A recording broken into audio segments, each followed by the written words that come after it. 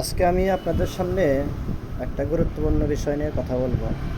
সেটা হলো বিদ্যুৎ বিল প্রসঙ্গে।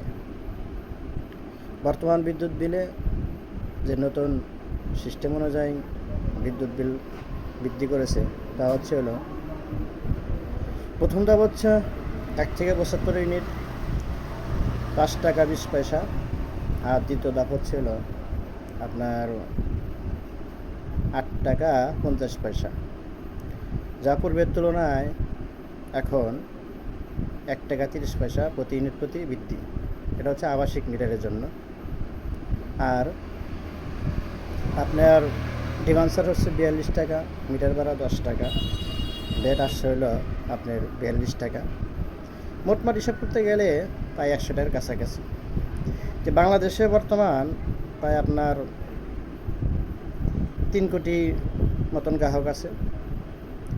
তো জন প্রতি যদি 100 টাকা করে যায় তাহলে প্রায় 300 কোটি প্রতি মাসে কিন্তু সরকার এক্সট্রাভাবে এটা নিচ্ছে। আর কথা হলো এইভাবে যদি আপনার বিদ্যুৎ বিল যদি এইভাবে সাধারণ জনের কাছ থেকে বেশি নেওয়া হয়, তাহলে আমরা সাধারণ জনগণ যারা আছি তাহলে কীভাবে একটা বাসায় বাড়িতে বিদ্যুৎ তারা ব্যবহার করবে? এটা আসলে দেখার বিষয়। স্ক্রিনে একটা ছবি আছে, একটু দেখেন, হিসাব করে নিয়ে দেখেন কী হয়।